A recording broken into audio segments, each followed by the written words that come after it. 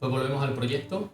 Aquí, si recordáis, dijimos que el uso de any pues no era una buena práctica, porque para eso con TypeScript tenemos la posibilidad de tipar los datos.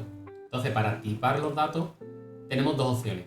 Tenemos la opción de usar interface o de usar tipos, types.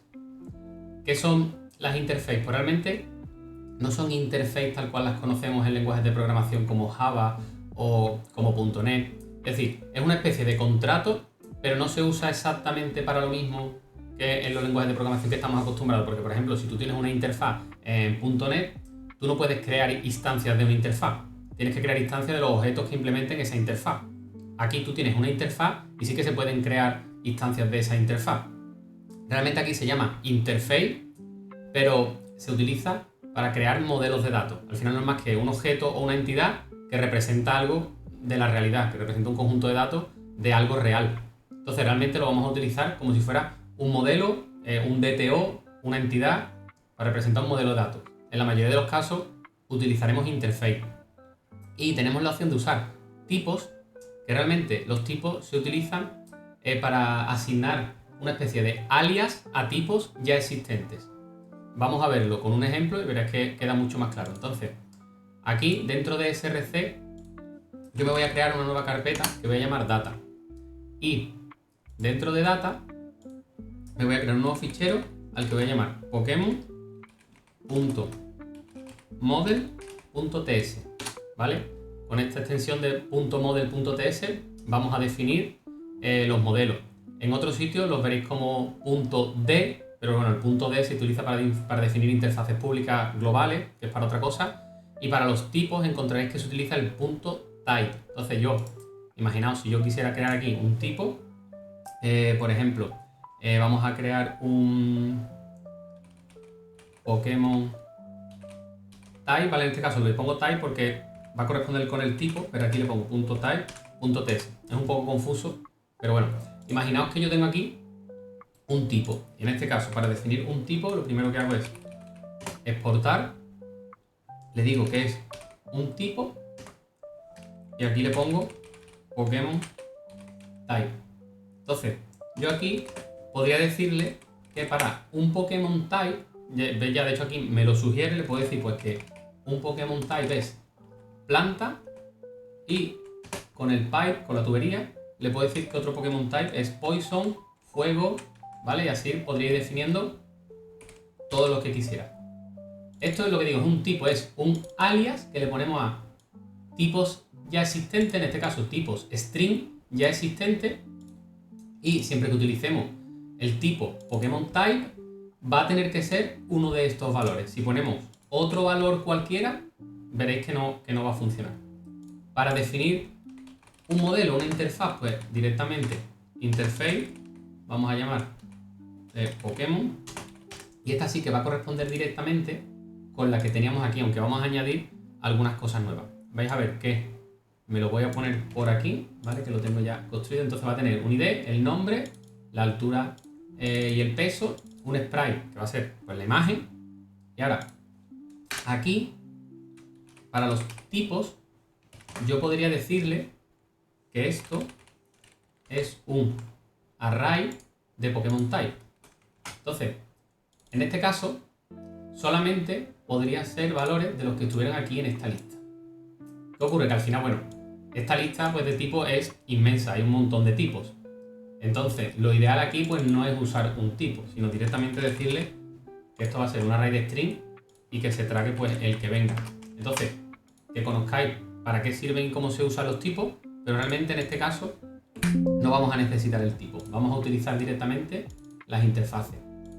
Entonces, ¿qué más vamos a tener? Pues vamos a tener, además de los tipos, vamos a necesitar un listado de debilidades y después vamos a añadir una cosa que no tenía pensada inicialmente, pero vamos a añadirla. Entonces vamos a usar aquí otro fichero, vamos a poner Pokémon stat.model.ts, ¿vale? Para las estadísticas, y aquí vamos a hacer lo mismo, vamos a definirnos una interface, la vamos a llamar Pokémon stat, y aquí simplemente lo que va a tener es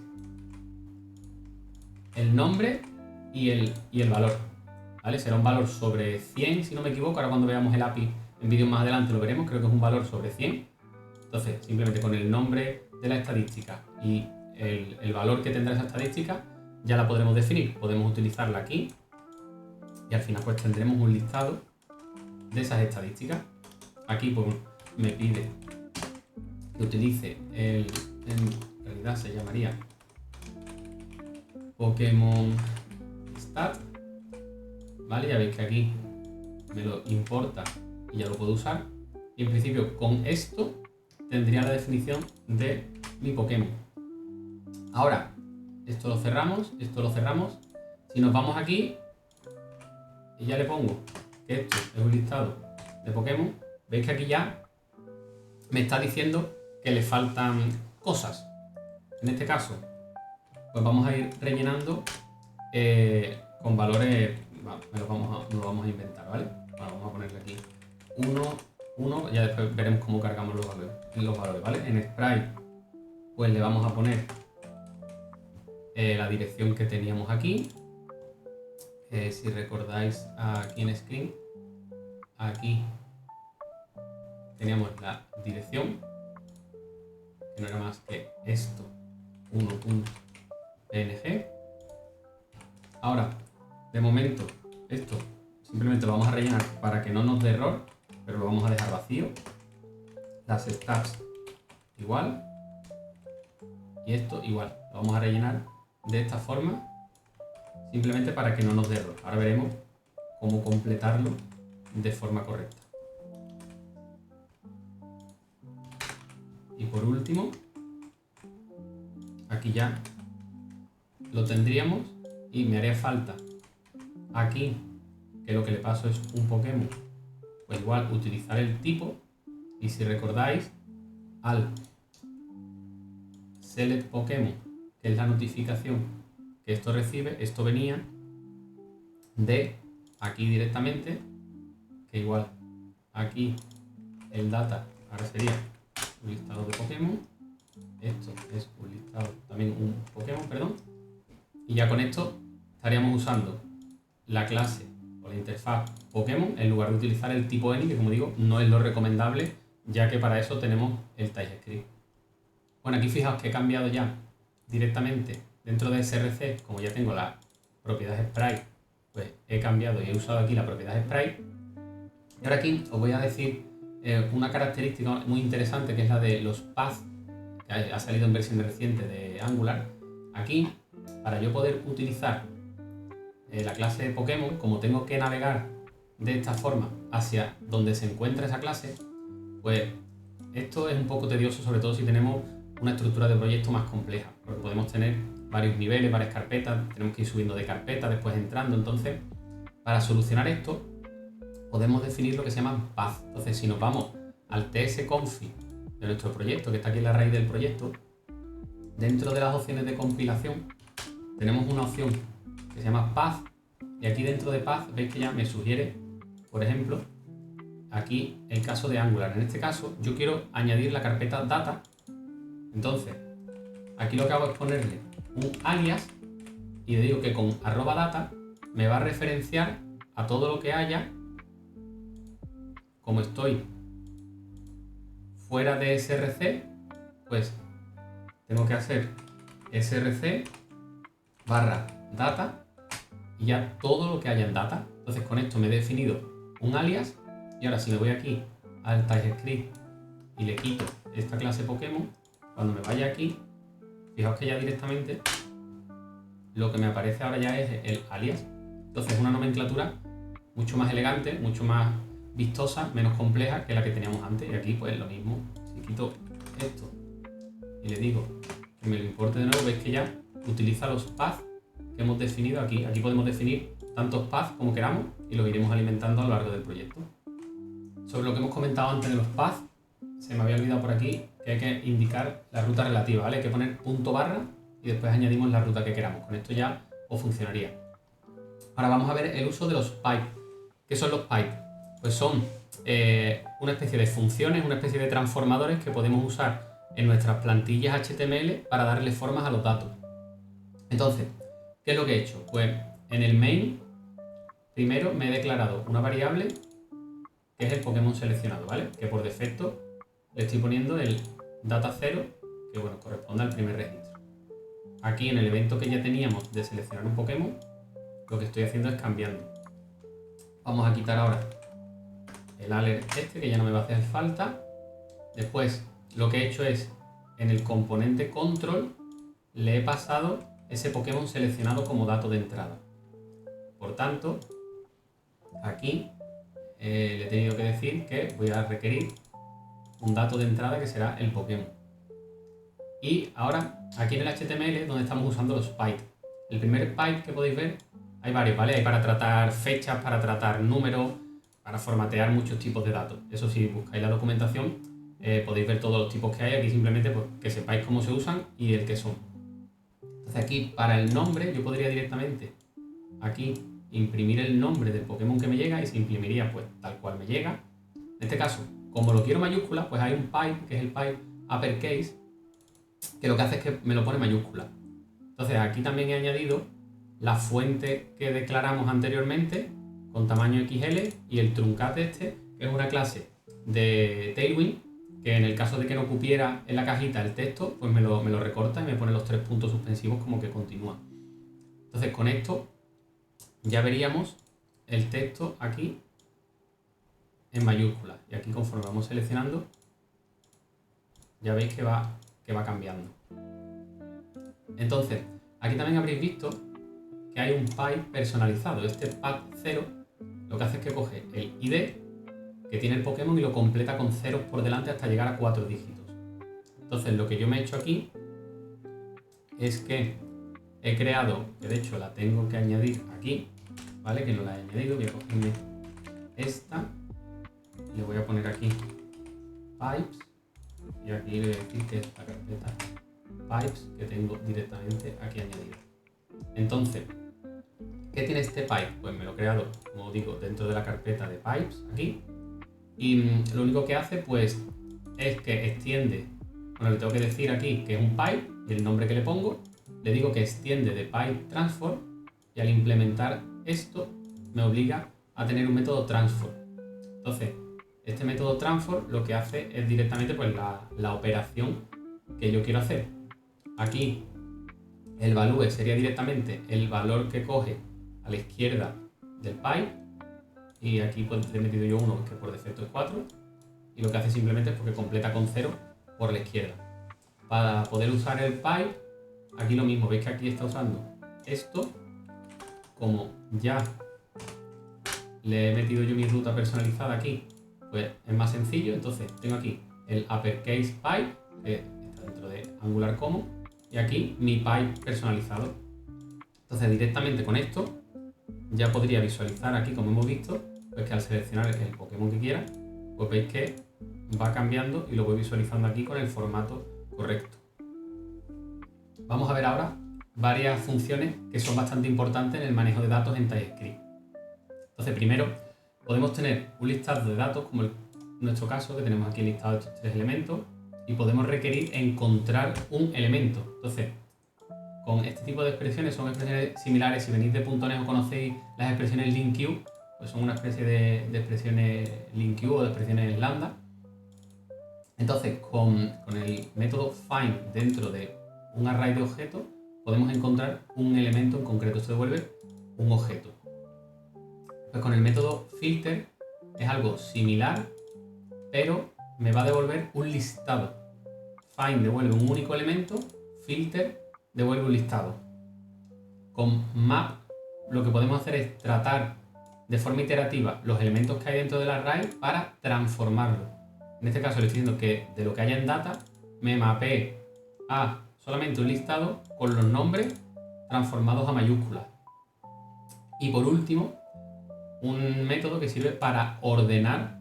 Aquí tenemos los elementos A y B, que es conforme va iterando pues el elemento de antes y el de después. Y aquí pues, bueno, la función que queramos para comparar. En este caso estamos comparando por nombre. Y después, aparte de las funciones para tratar datos, que con estas son básicamente las que vamos a utilizar en el 90% de los casos, después tenemos que aprender a trabajar también con el local storage. El local storage es una especie de almacenamiento que tiene el navegador y que no se utiliza como base de datos, evidentemente. Para eso está en la base de datos, porque al final, al estar en el navegador, es el propio cliente el que lo maneja y puede borrarlo, puede tocarlo, puede visualizarlo. Entonces, se utiliza más bien para comportamientos, para guardar ciertos comportamientos que ya tenemos establecidos en el navegador. Por ejemplo, si vamos a preguntar por las cookies, si las acepta o las rechaza y no queremos volver a preguntar cada vez que entre la persona a la aplicación, pues sería una de las cosas que guardaríamos en el local storage, si ya ha aceptado o ha rechazado las cookies. Si por ejemplo tenemos un modo oscuro y un modo claro, pues podemos guardar en el local storage cuál es la preferencia que tiene el usuario según haya elegido el modo claro o el modo oscuro. Y una cosa que vamos a ver ahora después, también puede servir para guardar el idioma que haya elegido el usuario, si está la aplicación en inglés, en español o en cualquier otro idioma. Entonces, con local storage tenemos un método setItem y un método getItem. También hay un método removeItem que sirve para borrarlo. En este caso, en el setItem le decimos el nombre que queremos que tenga nuestra variable, y aquí otra función para trabajar con datos es la de JSON Stringify, que lo que hace es coger un objeto y transformarlo en un JSON en formato string. Entonces, porque al final lo que guardamos en el local storage tiene que ser un string. La operación inversa para recuperarlo sería get con el nombre que le hemos dado. Bueno, en el caso de que existiera, también comprobar que exista, porque puede que no exista. Con JSON.parse lo que hacemos es la operación inversa de un string en formato JSON pasarlo a un objeto. Esto le he puesto aquí un debugger y le he añadido dentro del constructor. Entonces, si nos vamos aquí a nuestra aplicación, voy a recargar por aquí. Una cosa que se me estaba olvidando es que aquí, con las versiones más modernas de Angular, pues no podemos utilizar directamente el local storage. Primero, tenemos que asegurarnos de alguna manera que estamos corriendo en un navegador, porque al final el local storage solo está disponible si estamos en un navegador. Entonces, tenemos que inyectar, posteriormente ya veremos los servicios, la inyección de dependencia y tal, pero bueno, de momento, quedaros con que si queremos utilizar el local storage, tenemos que inyectar este objeto, que es el plan4id, que viene ya directamente con el core de Angular, y antes de utilizar nada del local storage, tenemos que hacer esta pregunta de, oye, ¿estamos en un navegador web? Y si estamos en un navegador web pasándole el plan4id, entonces es cuando me va a dejar utilizar el local storage. Ahora sí, si me voy a mi aplicación, vamos a hacerlo directamente con el F12 abierto, ¿vale? Con el inspector abierto, como le he puesto un debugger. Aquí si recargamos, veis que ya estoy aquí parado. En este caso simplemente me va a asegurar aquí que estoy en el browser. Ahora, aquí en data tengo los tres elementos. Fijaos que si hago un find con el elemento 2 solo me da 1. Aquí lo podemos ir viendo en la consola, que va a ir imprimiendo lo que estamos viendo. En el filtrado, todos los que terminen, bueno, todos los que incluyan sour en el nombre, que en este caso pues serán los tres, lo vamos viendo aquí, los tres elementos. Después mapea de lo que tenga solamente a los nombres en mayúscula. Fijaos, aquí los nombres en mayúscula. Y la ordenación es ordenando por nombre. Directamente pues lo veremos aquí, que en este caso pues no cambia porque ya vienen ordenados por nombre. Ahora aquí lo que os decía del local storage. Con el Stringify, aquí ya lo he guardado. ¿De dónde lo podemos ver? Pues si nos vamos aquí a aplicación, aquí tenemos un apartado local storage y aquí donde está la dirección de nuestro localhost, que es donde está corriendo la aplicación, veréis que aquí con la key Pokémon ha añadido aquí el listado que hemos guardado nosotros. Si volvemos aquí, podemos hacer un get, que en este caso lo recupera, y al hacer el JSON parse, tenemos aquí ya en este objeto el JSON transformado ya en un objeto que podríamos tratar en .NET, al igual que sería el objeto data este que teníamos inicialmente. Lo que os decía, vamos a ver el tema de añadir el idioma. Pues para indicar el idioma por defecto de nuestra aplicación, simplemente tendremos que irnos a nuestro appconfig y aquí directamente añadirle el provider con el local /id y el idioma que queremos usar. En este caso yo le voy a poner inglés. ¿Esto para qué sirve? Pues bueno, en primer lugar para todos los pipes que hemos comentado anteriormente de fechas, de números, todo lo que tenga que ver con transformación de moneda, de ese tipo de cosas que varían en función del idioma, pues bueno, el punto en vez de la coma, el formato de fecha, el dólar en lugar del euro para las monedas, todo eso depende del idioma por defecto que le pongamos a nuestra aplicación. Esto sí, por supuesto, si quisiéramos hacer un selector de idioma, Habría que hacer alguna cosa extra, pero bueno, no es nada complejo, pero no lo vamos a ver tampoco aquí. Simplemente quedaros con que de esta forma podéis indicar el idioma por defecto que tendrá vuestra aplicación.